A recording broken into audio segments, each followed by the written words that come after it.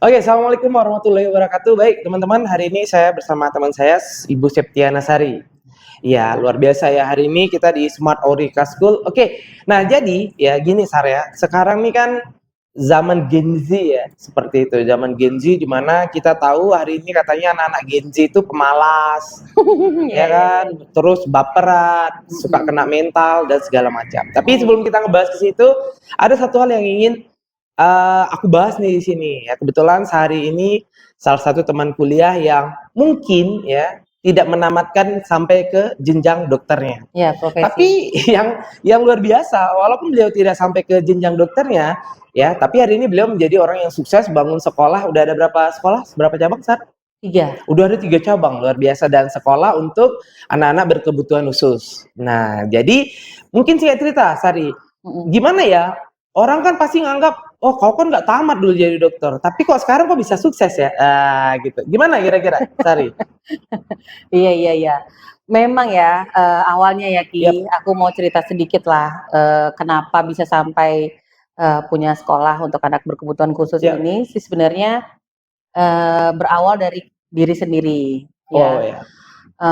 Waktu kenapa aku belum selesaikan, profesi dokter, waktu pas zaman-zaman kita koas dulu nih, kebetulan aku udah menikah, alhamdulillah Allah ngasih rezeki, anak pertamaku tuh, berkebutuhan khusus. Berkebutuhan khusus. Dia terlahir tuli, tuli sangat berat dan akhirnya niatnya dulu niatnya karena udah kekeh banget lah kepengen jadi dokter, jadi udah yang kepengen, ya udahlah nanti selesai melahirkan pengen lanjut koas gitu ya, pengen lanjut koas kan udah gampang lah tinggal sebentar aja lagi udah jadi dokter. Nah, alhamdulillah itu tadi Allah ngasih rezekinya, punya anak berkebutuhan khusus, jadi, antara 2 pilihan, Lanjut koas lanjut koas atau ngurus anak. atau ngurus anakku yang berkebutuhan Oke, khusus gitu oke. ya. Jadi itu memang dilema sekali, bukan keputusan yang apa ya, yang gampang kan untuk kita, bisa bisa menempuh jalur itu gitu. Benar, benar, benar. Apalagi di saat teman-teman itu yang udah, tamat profesinya, jadi dokter, terus aku nggak selesai. Nah, Terus tunggu, sampai di situ dulu. ya oke, Ngelihat teman-teman nih tamat jadi dokter, heeh, hampir rata-rata semuanya, bahkan ada yang ambil spesialis. Dan iya, pada waktu itu kau tidak selesai. mhm, Hanya cuma punya sarjana kedokteran tapi tidak profesi dokter. tidak. Perasaanmu pada waktu itu gimana? Oh, perasaannya memang ada perasaan ini ya, mungkin karena Allah udah ngasih hadiah tadi itu anak yang berkebutuhan khusus, awalnya awalnya Hmm, jujurlah ya, jujur, memang sedih lah pasti pasti gitu. sedih ya. Ini, aduh gimana, udah sedih, malu, temen-temen yang bandel-bandel sekalipun itu Hmm, tamat loh yang dokternya gitu bandel-bandel ya. kali pun itu aja bisa tamat gitu ya. Benar, benar. Yang nggak pernah masuk Iya gitu benar. ya, Itu aja yang tamat ya. itu bisa tamat gitu, Benar, benar, tamat benar. dokternya gitu, Iya, bukan hanya sarjana kedokteran ya. iya. Jadi di situ tuh ada lah ya perasaan malu, aduh entar gimana gimana gitu ya. Mm-mm. Terus belum lagi kan kalau ada yang teman-teman yang, "Ih udahlah Sar lanjutlah, apalagi kau kan tinggal sedikit laginya gini gini Mm-mm. gini." Cuman kan saat itu ya mereka nggak ngerti kan perasaanku tuh yang, ketemu sama yang aku punya anak berkebutuhan khusus, ketemu sama dilema yang benar-benar aku harus kubur nih Iya. semua, cita-citaku jadi dokter dan aku harus decide untuk, "Oke, aku harus ini anakku dulu," gitu. Karena anak berkebutuhan khusus itu cara ngerawatnya ekstra daripada Hmm, anak normal ya, iya, seperti itu. iya, Jadi nggak bisa nggak bisa sekalian ya, nggak disambi, bisa disambi nggak bisa gitu ya. disambil. Oke, oke, oke. Terus Heeh, ya udah, sedih, udah terus pasti lah ya ya. udah pasti Mm-mm. kan, waktu itu aku memang tanya sama orang tua, aku tanya sama mama, sama papa, gimana kalau aku nggak ini gitu kan, nggak lanjut karena, suamiku juga, apa namanya, dinasnya di luar kota, nggak di tempat lah ya, nggak di Medan. Mm-mm. Jadi berpikir waktu itu, eee, ini anaknya mau diapain nih? Kita ketemu anak berkebutuhan khusus, nih mau diapain nih anaknya gitu. Yap, Kalau seandainya udah jelas ya kalau kita koas tuh kan pasti jaga malam ya, pasti pagi sampai malam lah otomatis. dia bisa jadi mungkin kalau pagi dapat yang di luar kota gitu Bener, kan. bener. Nah jadi akhirnya ya udahlah gitu, bismillahirrahmanirrahim, papaku bilang waktu itu, "Udah waktunya memang kau harus urus anakmu dulu." Oke, Karena jadi orang tua ini mendukung untuk nggak usah koas, ya nggak apa-apa rawat anak. lah, nggak lanjut Hmm, kelas karena anakmu anak berkebutuhan khusus ini kan, oke, gitu. oke. Nah, jadi pada saat itu udah pasti sedih. Nah, cuman ada orang kan yang sebagian di luar sana ketika terjadi suatu keadaan mungkin katakanlah mirip sepertimu, ada yang memilih untuk sedih berlarut. Mm-mm. Udah pasti dia kayak yang apa ya, mengalami sampai anxiety, akhirnya susah Iya, tidur dan iya, depresi gitu ya. betul. Heeh. Itu terjadi nggak samamu waktu itu atau tidak sama sekali? Oh, nggak mungkin nggak, Nggak mungkin nggak ya? nggak mungkin nggak. Mhm. Rata-rata ya. Jadi sejak aku masuk ke dunia ini, rata-rata sejak aku diskusi sama orang tua, terutama semuanya nggak pernah ada sampai yang ke apa namanya perceraian. Oh, bahkan sampai ada yang ke Heeh, perceraian. perceraian. Saking mungkin ada rasa malu ya Iya, punya anak seperti betul, itu atau ada betul. yang ngerasa insecure dan Mm, kayak apa bisa kita ngerawatnya gitu ya. iya, Kayak gitu terus ya. saling menyalahkan juga. Oh, saling menyalahkan Ya, jadi juga. misalnya ini gara-gara kamu waktu hamil begini-begini begini, Hmm. terus gara-gara ini. Bukan hanya suami istri, terutama keluarga juga, keluarga besar.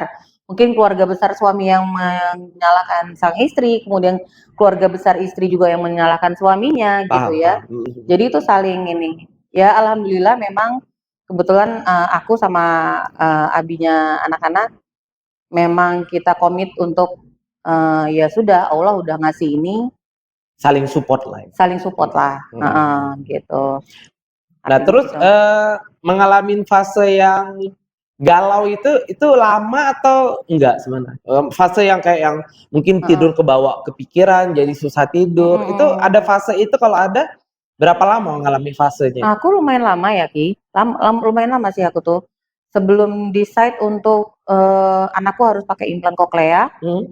yang harus prosesnya panjang, yang harus proses pembedahan untuk mengganti saraf saraf pendengarannya saat itu karena dia tuli berat. Itu tuh waktu itu juga dilemanya luar biasa. Jadi start dari situ sampai proses ketika dia pemasangan alat sudah di switch on, belum ada respon apa-apa, sampai ada respon tapi responnya ternyata lama, Hmm. itu tuh grieving proses itu masih sangat berlangsung. Jadi banyak sekali proses yang ada di dalam situ, masya Allah luar biasa memang.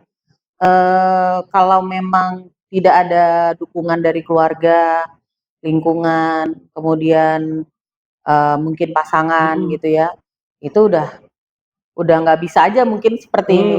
Mungkin lain ceritanya gitu ya, seperti itu Heeh. ya.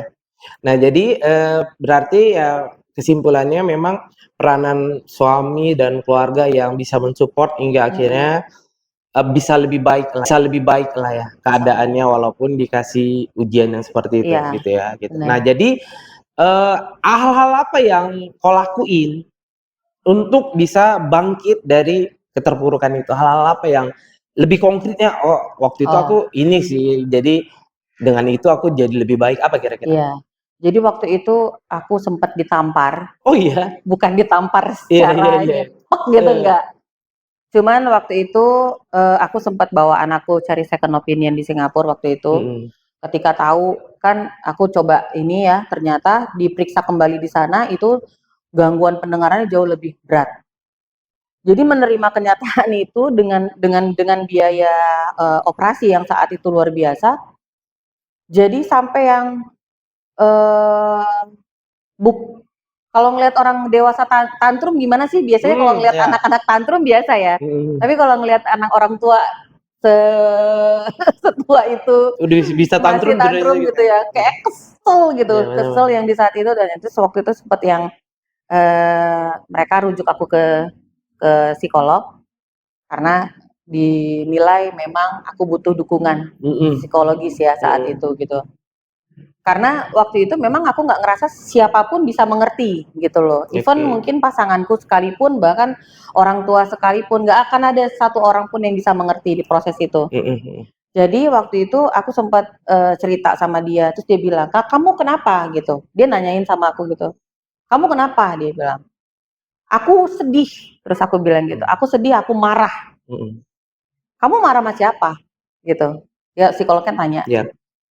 "Aku nggak tahu aku mau marah sama siapa. Mm-mm. Aku tahu, kau tahu kan ini bahwasanya ini adalah pemberian Tuhan yang Tuhan berikan untuk kamu gitu. Tanpa Mm-mm. siapapun ada orang yang bisa meminta anaknya seperti ini Gak gitu. ada yang mau Gak ya, ada yang gak mau ada yang pernah jelas. minta. Tapi kan ini Betul. pemberian. Iya gitu. Terus dibilang sama psikolognya waktu itu begitu. Terus aku bilang begini, iya tapi aku malu gitu. Di keluargaku nggak ada yang tuli. Di keluarga suamiku bahkan juga nggak ada yang tuli. Aku malu kalau anakku tuh harus pakai alat gitu. Jadi waktu itu dia bilang loh, nggak ada masalah. Kayak kamu mata kamu rabun, kamu bisa pakai kacamata. Mm-mm, Mata sama kamu, aja nya itu gitu ya. sama aja. Terus ini anakmu nggak jelas pendengarannya, terus dia memakai alat bantu pendengaran. Terus bedanya di mana? Oh beda. Kalau kacamata udah biasa.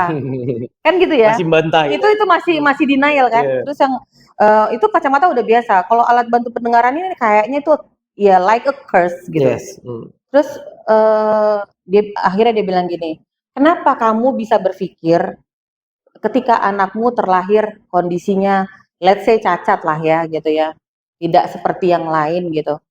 Kenapa kamu merasa it's a curse? Terus aku bilang gini, iya karena dia nggak sempurna. Terus dia langsung gebrak meja, Mm-mm. dia bilang ini, kamu pikir kamu manusia yang diberikan Tuhan mata, telinga, hidung, segala indera penciuman yang benar-benar sempurna, kamu pikir kamu sempurna. Oh. Iya. Hmm. Terus aku yang diem. Sombong sekali kamu, gitu. Wah, itu beneran kayak ditampar kak. Jadi Iya, bener iya, iya. yang, ya Allah, aduh ya Allah ini hatinya gitu ya. Ya berarti cara Kenapa? dia nyadarkan itu adalah bahwasanya setiap orang sempurna menurut versinya masing-masing gitu Iya ya. gitu. Dan nggak ada orang yang betul-betul sempurna. Heeh. Pasti setiap orang mungkin nggak cacat di fisik, tapi cacat di hatinya Iya, gitu ya. iya Mungkin ada gitu. orang yang mungkin secara fisik oke, tapi mungkin kejiwaannya terguncang gitu. Betul, Jadi betul, kenapa betul. kita harus ngerasa ada cacat pendengaran langsung kita menganggap ini cacat yang apa ya harus kita apa ya nggak bisa nerima dan merasa malu dan segala Iya, macam. iya, iya. Dan setelah itu mulai lebih baik, Iya, mulai mulai. lebih Setelah baik. itu memang bener-bener kayak ketampar, bener-bener yang Hmm. iya ya gitu, sombong. Karena dia bilang waktu itu, sombong sekali kamu, dia bilang. Hmm. Bener. Tapi bagus juga ya Ya, akhirnya ya. dari psikolog itu membuka jalan untuk Mm-mm. bisa mulai menerima Iya, keadaan gitu ya iya. seperti itu. Heeh. Nah, setelah sudah menerima keadaan, Mm-mm. apa yang akhirnya berlanjut? Langsung buat sekolah ini Iya, atau enggak. enggak? Jadi memang waktu itu setelah proses itu memang karena dulu ya kalau di Medan itu memang belum ada terapi. Oh, belum ada ya? Belum. Khusus untuk yang nggak Untuk bisa dengar belum iya, ada. belum. Nah, jadi Oke. aku terpaksa harus bawa Akil tuh ke Jakarta, anakku ke Jakarta. Yang pertama biayanya ya kosnya kan high cost lah udah Yep. pasti. Mm-mm. Kemudian yang pertama high cost, terus kemudian harus bolak-balik, yang mana anakku juga dia bukan hanya tuli tapi dia punya ADHD, attention deficit hyperactive disorder. Mm-mm. Kemudian dia apa namanya? Setiap terapi itu dia cuman bertahan 5 menit. Habis itu dia kayak tantrum gitu. Setelah itu tantrum. Pokoknya cuman Jerit-jerit gitu ya. iya, kalau 5 menit itu udah lama sekali loh. Cuman 1 menit aja diduduk, terus habis itu ada yang ke bawah meja lah, ada yang Hmm, manjat lah, ada yang bisa apa gitu. kebayang nggak ya pusing orang di sekitaran situ ya? Oke, oke, oke. Dan memang waktu itu biayanya lumayan mahal. Satu. Oke, nah terus kalau gitu pas buat sekolahnya itu akhirnya kan dibantu nih sama temen Mm. yang membantu untuk proses buat sekolah. Setelah buat sekolah, berapa orang muridnya waktu itu pertama? Berapa orang ya? Salah satunya anakku. Hmm. Itu karena ada ini kan, ada prosesnya sebelum dia Hmm. ke sekolah umum. Jadi ada berapa orang ya pertama kali ya? 10? 4 atau enggak? Wah, Enggak. 4. Iya, 4 apa 5 orang. Hmm. Iya. Sampai sekarang totalnya di seluruh 3 cabang itu di seluruh Indonesia ada berapa total? Berapa ya? Kalau di Medan itu 30-an, kalau di Palembang hampir 30, kalau di Batam karena masih baru itu sekitar 20 lah. Hmm. Heeh. Oke, nah jadi akhirnya seorang Sari ini gak tamat kuliah menjadi seorang dokter, sekarang menjadi seorang apa ya, Psikolog seorang pendidikan. ya sekolah pendidikan dan mentrain orang tua ataupun anak-anak yang berkebutuhan khusus, baik untuk orang tuanya juga. Nah, Iya. pengalaman apa sih yang paling menarik menurutmu ketika sekarang berada di posisi ini bukan menjadi seorang dokter? Misalnya gini, kalau kau ngelihat teman-teman yang kayak aku misalkan dan teman-teman yang lain jadi dokter nih, terus sekarang kan kalau dulu mungkin insecure kan, kayak Iya, teman-teman iya, yang iya, iya. sebandel apapun bisa jadi dokter, bisa tamat gitu. Kok aku enggak gitu ya. Iya, Nah, iya, iya, kalau iya. sekarang aku nggak tahu apakah berbeda atau sekarang gimana kira-kira? Kalau sekarang ya, tapi karena memang mungkin aku sistemnya yang eee, nggak suka ngelihat ke belakang. Hmm. Jadi, prinsip hidupku itu aku jalan aja bismillah, mau sampai mana, Allah ngasih aku masih bisa berkarya, aku berkarya, masih bisa aku bermanfaat untuk orang lain, aku harus jadi orang yang bermanfaat, even itu nggak seorang dokter, tapi alhamdulillah ternyata aku masih bisa bermanfaat ketika ada anak-anak ini ibaratnya yang baru datang ke tempat kita itu dalam keadaan masih nol banget ya. Dia masih baru Pasang pasang alat. alat, masih baru implan koklea misalnya seperti itu, masih belum bisa apa-apa, masih belum bisa bicara Nol banget lah ya. apapun, masih nol sekali. Sekarang itu udah bisa bilang, "Mimi, terima kasih, saya sudah kelas 1 SD, saya sekarang sudah kelas 2 SD." Itu tuh kayak penghargaan yang nggak bisa diukur dari apapun, yang dinilai dari apapun sih sebenarnya. Jadi lebih lebih kepuasan tersendiri yang ternyata tidak menjadi dokter pun, alhamdulillah masih bisa bermanfaat untuk orang lain. Gitu, lebih ke situ sih Ya. kalau aku. Jadi mungkin ya kalau sekarang gambarannya itu akhirnya tetap merasa menjadi seorang dokter sih, cuman bedanya dokter di bidang anak berkebutuhan khusus Iya. gitu ya. Ya, jadi mungkin Itu buat nyenengin-nyenengin diri iya. sendiri ya. Jadi Iya, mungkin iya, iya, Allah tuh iya. kan punya caranya tersendiri untuk memberikan kejutan-kejutan yang indah bagi kita ya. Mungkin Betul. kalau kita hanya sebatas dokter umum, mungkin kapasitas kita hanya ngobatin puskesmas, pusing, keseliu, masuk angin gitu ya. Gitu ya. Masuk angin. Kan gitu ya. Jadi artinya ya teman-teman di sini ada satu hal pelajaran yang bisa kita ambil bahwasanya kalau kita memang serius pengen bermanfaat untuk banyak orang, itu banyak jalannya dari Allah Iya, kan gitu ya. insya Tapi ada apa ya? Ada hal menarik sebenarnya yang pengen aku bahas di sini bahwasanya ketika kau menghadapi sebuah masalah, tapi masalah itu bisa menjadi anugerah. Nah, itu sebenarnya yang sangat luar biasa. Mungkin kan kita paham lah, nggak semua orang pasti siap dikasih anak yang cacat gitu ya. Benar. Itu apalagi dari keluarga yang bisa dibilang bukan keluarga biasa-biasa gitu ya. Nah, masalah ini tapi akhirnya bisa menjadi sebuah anugerah dan punya sekolah sampai 3 dan sekarang keadaan anakmu yang nomor 1 itu Iya. kondisinya gimana sekarang? Udah sama seperti kita. Udah normal ya? Udah, cuman memang hanya bedanya yaitu dia masih nggak Pakai bisa alat. nggak bisa lepas dari alatnya. Alhamdulillah dia bisa bicara seperti kita, kemudian dia bisa mendengar, dia bisa beraktivitas seperti layaknya kita, hanya saja dia pakai device. Pakai alat doang. Ya Dia mungkin pakai kayak alat dibilang doang. psikolog tadi ya, apa beda kacamata? Iya. Sama aja gitu ya. Mungkin bedanya kacamata tuh kan udah sering, orang pakai kacamata kan udah normally, udah Iya, biasa. iya. Kalau pakai implant, pakai device alat itu kan nggak semua orang Betul, pakai betul. seperti itu kan. Betul. Tapi kan jadi keren. Kenapa keren? Ya nggak banyak orang yang bisa pakai itu gitu ya. Alatnya Iya. juga lebih mahal dari kacamata ratusan kali lipat gitu ya. Gitu Sama ya. juga ya barangkali mungkin dulu dengan anak-anak yang pakai kacamata.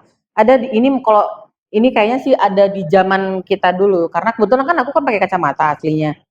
Jadi kebetulan karena papaku kerjanya di perkebunan, waktu pas SD itu aku masih ikut papa kan. Jadi waktu itu aku pakai kacamata tuh kelas 3 SD, kurang lebih kelas 3 SD. Ya, jadi waktu itu papa udah ngasih kacamata karena memang aku rabun jauh. Nah jadi dengan hal yang sama, satu kelasku itu ada sekitar 2 atau 3 orang yang juga sebenarnya rambut jauh, Oke. gitu. Tapi waktu itu ya stigma ya, Ya. yang namanya stigma itu kan, apalagi namanya masyarakat masih yang zaman dulu tuh, jangan, anaknya jangan dipakein kacamata. Nanti kalau dipakein kacamata bisa ketergantungan. Oke. Sehingga anaknya mengalami kemunduran dalam segi akademis. Aku lanjut terus, gitu.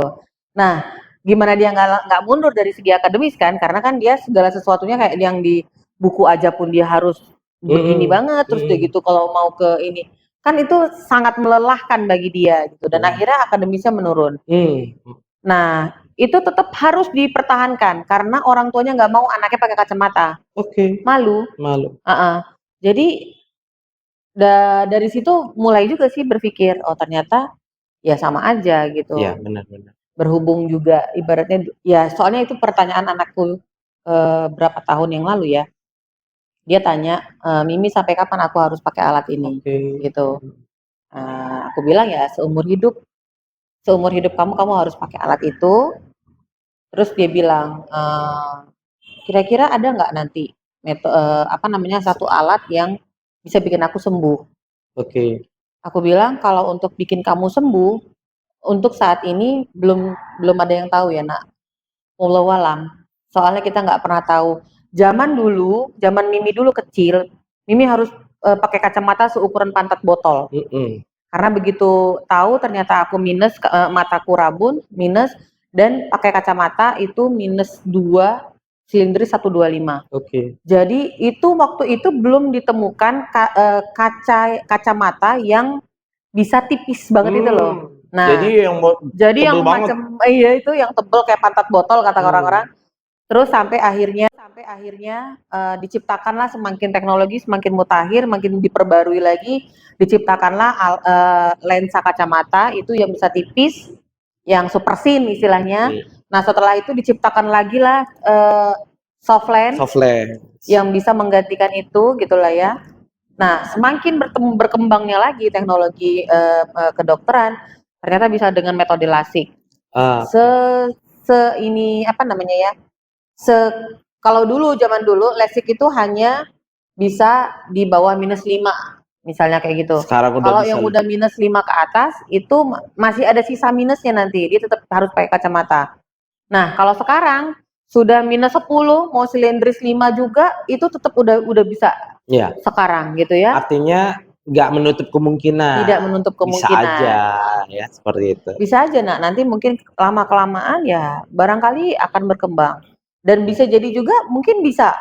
Wallahu alam kita nggak pernah tahu aku bilang. Nah, baik dari keadaan yang tadi kita bilang suatu keadaan yang menyakitkan sehingga berbuah menjadi sekolah yang ada 3 cabang di seluruh Indonesia dan bisa membantu banyak anak-anak berkebutuhan khusus. Nah, kira-kira apa pesanmu untuk orang-orang di luar sana, bukan hanya untuk anak berkebutuhan khusus, tapi mungkin banyak orang yang ngalamin mungkin di luar sana patah hati atau mungkin di luar sana orang kehilangan bisnisnya dan segala macam.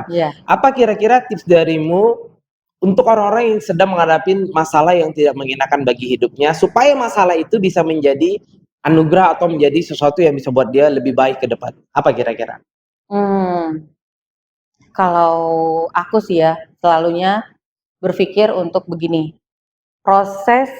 Jadi dulu sempat berpikir ya, apalagi kan kita aku pribadi nggak punya background pendidikan. Kita backgroundnya kedokteran toh gitu ya.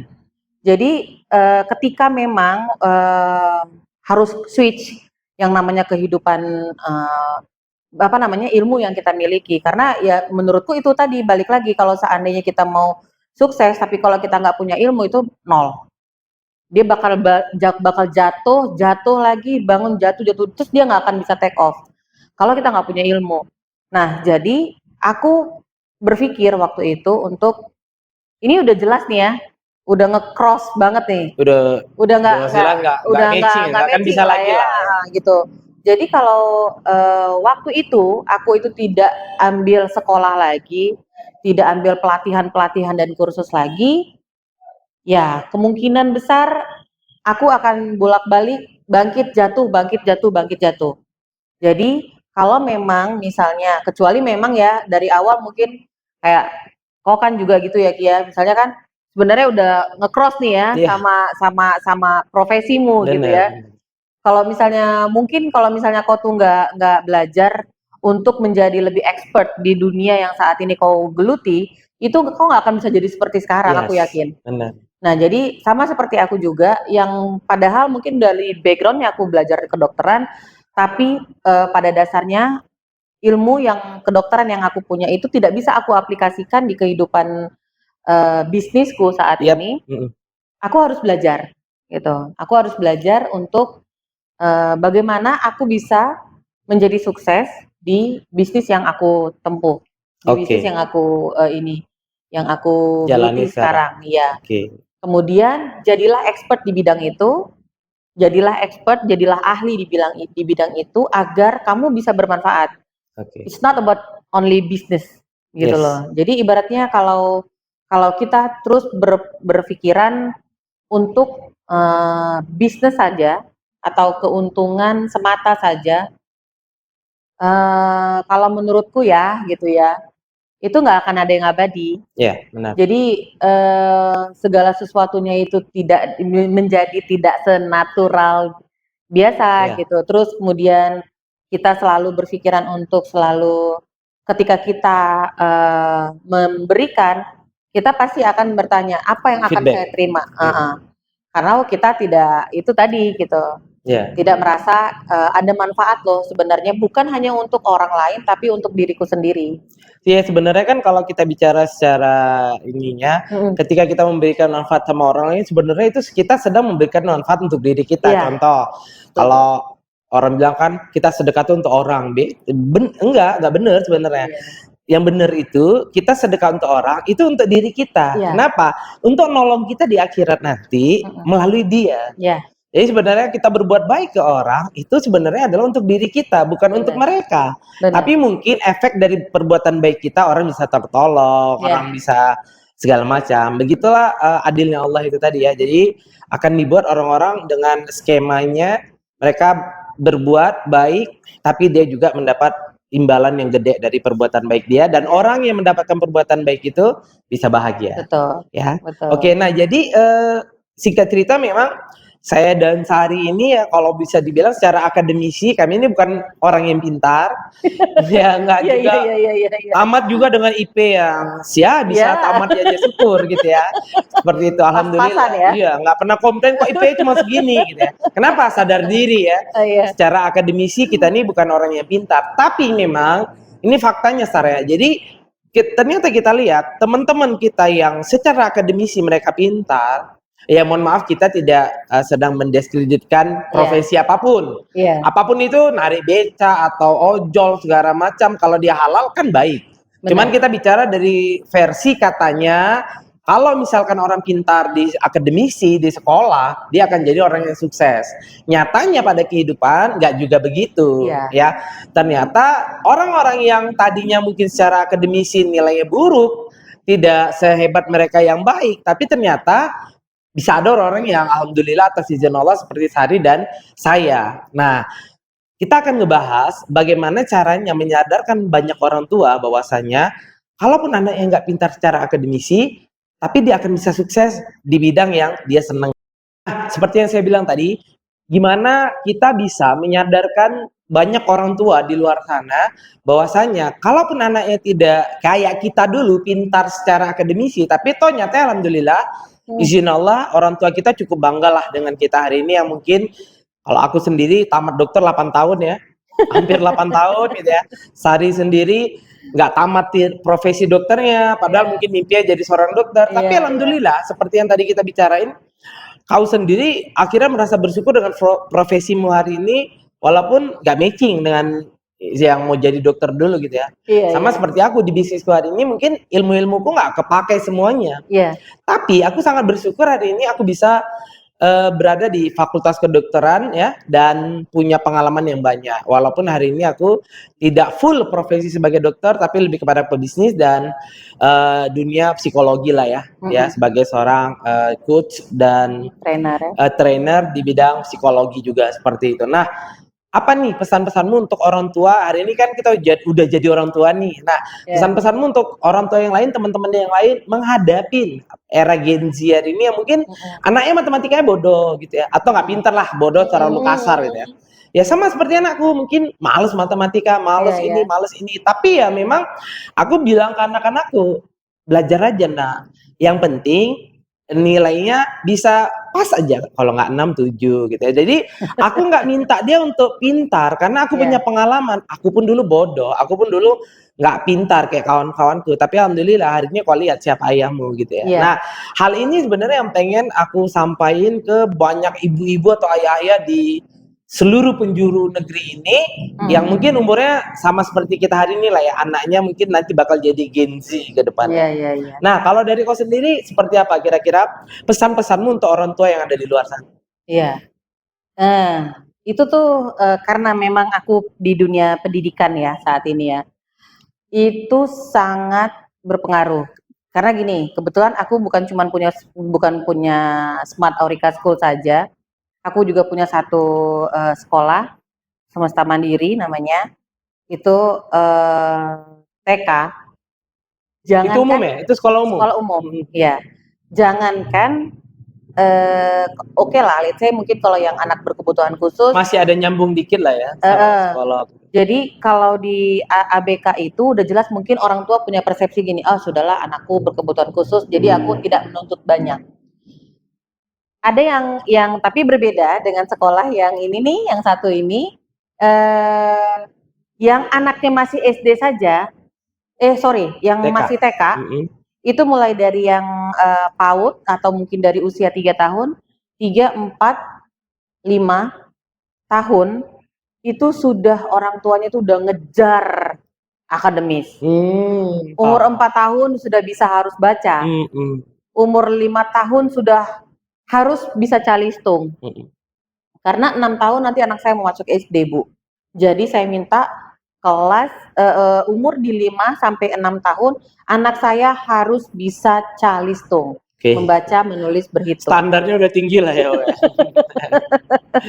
Nah, di situ aku bilang, Ibu, kita begini, kalau kita ada 2 pilihan, aku bilang, ada 2 pilihan. Ibu mau pilih yang mana? Yang pertama, Ibu mau anaknya berprestasi gemilang, berprestasi dalam hal akademis, tapi dia minim sosialisasi, tapi dia minim self help, atau mungkin kemampuan dia untuk kemandiriannya, gitu ya, kemudian cara dia bergaul, bersosialisasi dan lain sebagainya. Atau yang kedua, anak ibu biasa-biasa aja, standar, tapi dia mandiri, dia happy, dia nggak punya tekanan, tapi dia biasa-biasa aja, nggak terlalu tinggi, nggak terlalu rendah, gitu. Dan biar kau tahu ya Ki, yang paling banyak itu jawabnya yang pertama. Oh, dia mau anaknya nggak apa-apa anaknya nggak mandiri, nggak secara sosial, tapi dia pinter gitu ya. Yang penting sama saya anak saya pinter, Bu. Masya Allah. Karena tadinya ya aku berpikir gini, masa sih ada orang tua yang mau anaknya seperti itu? Ternyata banyak pilihan pertama. Ternyata banyak yang milih pertama. Nah, jadi itu yang buat aku, aduh, ini udah nggak bener. Luar biasa ya. Ini juga fakta baru yang aku akhirnya baru temuin. Fenomena baru loh. Gimana lagi nanti di bawah Gen Z ya, katanya apa bahasanya setelah Gen Z. Terus, nanti itu ada Gen Alpha ya, Gen Alpha gitu. Jadi kebayang ya, Gen Z aja hari ini sangat adabnya itu sangat minim. Banyak banget orang yang konsultasi ke aku, baik dari dosen, segala. Gitu kan. Gimana lagi Gen Alpha nanti? Kenapa? Ternyata orang tua hanya pada egonya saja. Betul. Dia malu anaknya nggak pintar di bidang A, B, C, D, tapi dia nggak memperdulikan mental anak. Betul. Nauzubillah. Dan itu memang di jawaban yang pertama ini yang paling banyak. Jadi yang bikin aku bingung karena begini, persepsinya mereka itu Jadi setelah aku urut-urut ya gitu kan, bukan sebagai penelitian sih gitu, tapi sebagai apa namanya ya, bahan evaluasi diriku aja. Bahwasanya mungkin ya zaman kita dulu tuh masih ada generasi sandwich kan. Ya, Jadi mungkin orang tua kita tuh mendidik kerasnya mereka seperti apa mereka mendidik kita gitu. Karena generasi sandwich mungkin sampai kita itu masih berlaku. ya. Nah, mungkin setelah dari sini ke depannya mereka nggak mau gitu loh. Anak Gen Z itu mereka nggak mau membebankan itu kepada anak-anaknya sehingga nggak apa-apa kita belajar kita kerja ngejar uang mati-matian. Yang penting anaknya bisa pintar Sukses supaya lah, nggak memalukan dia gitu. iya, supaya dia nggak malu, supaya dia nggak ini, supaya dia anaknya bisa mungkin kerja ke luar negeri, dia harus bisa kuasai 3 bahasa, Indonesia, Mandarin dengan Ya. English, itu dia harus kuasai. Karena menurut saya Ibu, kalau tanpa ketiga bahasa ini, anak kita bakal mundur di kehidupan selanjutnya. Waduh, Oke. berat ya. Oke, let's say tadi kan kau ngasih dua pilihan. Pilihan Ya, pertama adalah anaknya secara akademisi pintar, oke, seperti yang dia mau, umur 6 tahun udah bisa listung, udah bisa ini segala macam, ya, tapi secara kemandirian mundur, secara psikologi mungkin gak sebaik anak yang lain. ya, Atau yang kedua, mereka itu adalah orang-orang yang biasa-biasa aja, standar pada umumnya, tapi secara kemandirian oke, psikologi juga oke. iya. Nah, itu data dari mana? Itu aku ambil sendiri. Pengalamanmu Iya, sendiri. iya. Oke. Karena banyak orang tua yang berpikir untuk minta les anaknya ini, mau tambahin ini, itu masih TK, oke. Artinya gini ya, kalau misalkan dia dengan minta di umur 4, 5, 6 tahun bisa ini, otomatis anaknya sudah tidak punya waktu untuk bersosialisasi. Sudah pasti. Udah pasti dari itu pagi sampai zamannya. malam akan penuh dengan private dan private. Iya, Gitu ya, itu seperti itu ya. usia balita loh. Ya, itu usia balita yang seharusnya mereka Masih itu bermain sambil iya, belajar. pasti mengembangkan motoriknya, waktunya mereka mengembangkan apa namanya? Pengalamannya, experience-nya. Itulah waktunya mereka tapi direnggut dengan belajar. Ini luar biasa ya. Jujur, aku baru dengar ada orang tua yang rela tidak kenapa-kenapa psikologi secara sosialnya anaknya nggak bertumbuh. Yang penting akademisinya bertumbuh. Iya. Ini amazing banget. Nggak bisa terbilangkan itu ya. Iya, Aku nggak. Sekarang zaman Gen Z aja, kita tuh sedih ngeliat anak-anak Gen Z yang sama orang tuanya itu nggak cocok. Dalam arti Bener. kata, anak Gen Z ngerasa dunia kami sekarang begini loh. Kami Iya. Gen Z itu kan bonus demografinya internet. Bahkan sekarang dunia AI, Betul. artificial intelligence atau dunia robot gitu ya. Artificial intelligence. Di mana Gen Z ini sudah kebanjiran informasi dari internet dan nanti AI ini bisa memudahkan hidup mereka. Benar. Maka sebenarnya Gen Z ini malah nggak perlu belajar terlalu ketat. Iya. Kenapa? Karena dia akan dimudahkan dengan semua fasilitas. Pas. Dan hal yang sering aku bilang sama orang tua adalah, misalkan gini, kita dulu belajar hitung ya, belajar hitung. Betul, Habis betul. itu kan mungkin orang tua kita lah, lebih tepatnya orang tua kita. Di zaman kita SD, timbullah kalkulator. Betul. Sekarang aku tanya, apakah kalkulator bukti kemajuan zaman atau kemunduran? Semua orang bilang kemajuan karena Pasti. menemukan teknologi dengan cara itu. Lah kalau udah ada kalkulator, terus untuk apa sih kita belajar ngitung lagi? Iya. Kan semua udah bisa pakai kalkulator, bener ya? Kecuali anak kita pengen jadi dosen di bidang matematika. Ya. Dia suka dengan dunia matematika, dia harus concern di sana. Tapi kalau anak kita yang memang mungkin dari kecil bakatnya musik, bakatnya dagang, nggak menunjukkan memang dia nggak pengen jadi seorang guru, dosen dan segala macam, udahlah dia bisa 6 aja udah oke gitu ya matematikanya. Jadi jangan terlalu calistungnya semua anak harus oke.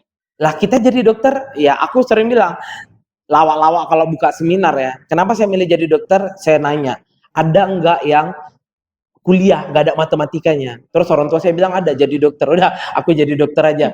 Karena nggak ada matematikanya gitu ya. Dan memang itu menjadi salah satu pilihanku, opsiku pada waktu itu, karena memang nggak ada pelajaran matematika di dalamnya. Jadi artinya bahwa saya di sini Gen Z aja, mereka sudah mengalami fase yang aku nggak harus kayak mama loh, aku nggak harus kayak bapak, karena zamanku mudah. Aku mau ngapain aja, aku tinggal search, semua ada di sana. Bahkan kalau aku bilang, anak Gen Z sekarang sebetulnya lebih pintar dari gurunya. Pasti. Gurunya baru nanya, dia tinggal buka, tuh ketemu semua jawaban. Iya. Nah, mungkin ada pertanyaan gini, loh kalau harus buka dari internet, oh kemunduran dong? Enggak dong. Sekarang aku mau tanya, Google itu kemajuan atau kemunduran? Kemajuan. Kalau ada alat kemajuan zaman, ngapain kita harus mundur lagi ke belakang? Iya. Ya biarkan saja mereka dengan mudah menemukan jawaban-jawaban dari masalah dari soal-soal yang ada di sekolah. Betul. Ngapain mereka harus dipersulit? Iya. Mirip seperti kalkulator tadi. Nah, Betul. ini gimana lagi zaman Gen Alpha ke depannya dengan orang tua yang punya karakter Iya. anaknya umur 6 tahun harus bisa membaca calistung, bahasa Mandarin, bahasa ini. Aduh, Ada hajar. Google Translate padahal ya. Nah, ada Google Translate Iya. loh malah. Jadi kalau misalnya kita mau ke, ya let's say mungkin ke negara Cina, barangkali kita tinggal pakai handphone, terus pakai Google Translate, kita ngomong apa, kita kasih ke dia. Kawanku kan punya bisnis umroh. Dia bilang, sekarang enak lu dok, kata dia. Kenapa? Dokter gak usah sibuk-sibuk belajar terlalu bahasa Arab. Pakai Google Translate. Habis itu dokter ngomong, translate kan ke bahasa Arab, dengarkan ke orang Arab tadi. Iya. Nanti dia ngomong, Bahasa Arab. record lagi, pindahkan ke bahasa Indonesia. Betul. Ya itu kan kemajuan zaman. Tapi memang bagi anak-anak yang memang fokusnya mau jadi ustadz, mau jadi di bidang pendidikan agama, ya harus belajar bahasa Arab. Iya. Tapi kan artinya nggak semua orang bakal menjadi tenaga pendidik. Jadi artinya nggak perlu akademisi itu oke-oke banget sebetulnya. Bisa normally aja lah, itu udah oke lah. Iya. Kenapa? Nah ini pesan pentingnya buat semua orang tua. Karena kalian tidak mendapatkan konsultasi-konsultasi anak di luar sana, bagaimana Benar. mereka menganggap mereka itu nggak dapat ruang di rumah, mereka itu merasa kesepian, mereka ini merasa ya karena nggak punya ruang tadi, akhirnya pendapat dia nggak bisa diterima. Bayangkan nggak ketika ada orang yang hidup kayak robot, dia nggak bisa berpendapat, akhirnya dia nggak punya feel, nggak punya perasaan, dia hanya menjalankan aturan-aturan dari orang tuanya. Terserah, katanya. Akhirnya, nih tadi aku baru ngisi di salah satu institut gitu ya, dosen-dosennya ngomong gini, pusing ngadapin mereka ini. Kenapa Bu kok pusing? Ya itu tadi nggak bisa diatur ini dengan komplain segala macam. Aku bilang, Ibu tahu kenapa bisa seperti itu? Kenapa ya? Ya karena Ibu lihat tadi di jam aku ngisi have fun semua kan. Kenapa? Karena mereka kuliah 85% bukan mau mereka, itu mau orang tuanya. Biar anaknya bisa sarjana kan gitu ya. Jadi akhirnya apa? Dia kayak robot jalanin hidup ini. Dia nggak bisa berdemokrasi dengan menyatakan aku begini, aku begini, aku begini. Orang tua hanya bilang kau ikutin aturan, kau belajar, pintar, kerja keras, nanti kau bakal sukses. Wah, nyatanya nggak gitu-gitu juga hidup ini. Ya kan? Contohnya aku matematika kelas 4 tinggal SD. Kelas 4 SD tinggal kelas gara-gara matematikanya konten 4 ya. Fisika, kimia, biologi jangan tanya, ancur-ancuran. Tapi alhamdulillah hari ini bisa jadi dokter, bisa jadi pebisnis dan bisa memberikan ilmuku ini ke banyak orang gitu ya. Bukan juga harus anak-anak kedepannya bodoh, enggak. Maksudnya bukan itu, tapi gini ya, kalau aku punya prinsip gini Sarah, nggak ada orang yang bodoh. Itu prinsipku. Ya, yang ada dia salah lingkungan dalam belajar. Jadi kalau anak-anak yang lebih ke otak kanan, mungkin golongan darahnya O dan B, itu lebih cocok memang menjadi entrepreneur di dunia seni. Kebanyakan orang otak kanan akan bodoh ketika di sekolah kita. Tapi orang otak kanan ketika dia di sekolah alam, dia akan menjadi yang paling pintar. Artinya apa? Sebetulnya nggak ada yang bodoh. Kalau orang tua paham bagaimana meletakkan lingkungan anaknya, di mana cocoknya anaknya pasti pintar. Kata Albert Einstein, aku ingat banget, suatu kedunguan kalau kau nyuruh ikan naik ke atas pohon, ikan akan terlihat bodoh kalau kau suruh naik ke atas pohon. Dan suatu kedunguan kalau kau nyuruh monyet nyelam ke dasar lautan seperti ikan. Artinya apa? Albert Einstein ingin nyadarkan kita, ikan kalau kau suruh manjat jadi pauk dia. Tapi kalau kau suruh berenang, dialah rajanya. Monyet kalau kau suruh berenang jadi pauk, mati di tengah laut. Tapi kalau kau suruh manjat, dia akan jadi bintangnya. Artinya apa? Aku pengen semua orang tua sadar anaknya bintang. Asalkan mereka kasih mereka ruang, anak-anak ini terus berdemokrasi. Apa mau dia? Seperti apa? Tugas kita hanya mensupport. Kalaupun misalkan mimpi dia itu jelek untuk dia secara psikologi, kita mungkin bisa kasih nasihat. Tapi jangan jadikan anak kita robot. Gara-gara kita nggak bisa sarjana, anak kita harus sarjana. Gara-gara kita nggak bisa jadi dokter, anak kita harus jadi dokter. Karena aku lihat banyak orang tua gitu. Benar. Dia pengen anaknya jadi dokter karena dia nggak bisa jadi dokter, nggak lulus pada waktu itu. Nah, ini yang salah. Ini kalau di dunia parenting, ini orang tua seperti ini pasti kacau-kacau nanti Terus dibuat. yang lebih uniknya lagi, jadi ada orang tua tuh yang berpikir begini, duh nak, dulu papa waktu pas zamannya kakek kamu tuh ini, papa tuh mau beli apa ya, Nintendo gitu Heeh. atau Sega, itu tuh susah banget lah nak, gitu kan, harus nabung, harus kerja keras, harus apa untuk beli itu. Nah, ketika ayahnya sudah jadi orang lah ya, gitu ya, untuk mau beli Xbox, mau beli PS5, mau beli itu Ya, tuh gampang. Terus anaknya main kasih aja. Karena punya prinsip, aku nggak mau anakku mengalami kesusahan iya. atau kesedihan Seperti aku dulu. seperti aku dulu gitu. Iya. Itu sebenarnya sudah persepsi yang salah. Ya, benar. Sama, aku kalau ke anak-anak juga nerapin misalnya dia pengen ini nih. Oke, let's say kita nabung ya 1 bulan. Walaupun tabungan itu nggak mungkin bisa beli itu, tapi Iya. ngajarkan dia bahwasanya nggak serta merta jebret kok mau langsung Langsung ada. Biar Iya. dia ada proses. Dan Betul. yang kedua biasanya, oke, tugasmu misalkan nyapu di rumah atau apa supaya nanti 1 bulan kau bisa dapat apa yang kau mau. Biar apa? Biar mereka sadar ke depannya ketika mereka besar, ketika mereka butuh sesuatu ada proses. Mereka Betul. menghargai proses itu, gitu ya. Betul, betul. Ya. Oke, baik, udah luar biasa panjang lebar pembicaraan kita. Jadi intinya kalau dari saya pribadi semua anak adalah bintang dan terima kasih Sehari. Ya. Alhamdulillah ya, mudah-mudahan ke depannya sekolah Smart Aurika School ini Amin. bisa ada di seluruh kabupaten di seluruh Indonesia dan menyebar manfaat yang sebesar-besarnya di Indonesia ya. Amin. Semua anak akan menjadi bintang ketika mereka berada di tempat yang tepat. Saya Dr. Oki Regar. Dan saya Septiana Sari. Oke, undur diri. Assalamualaikum warahmatullahi wabarakatuh.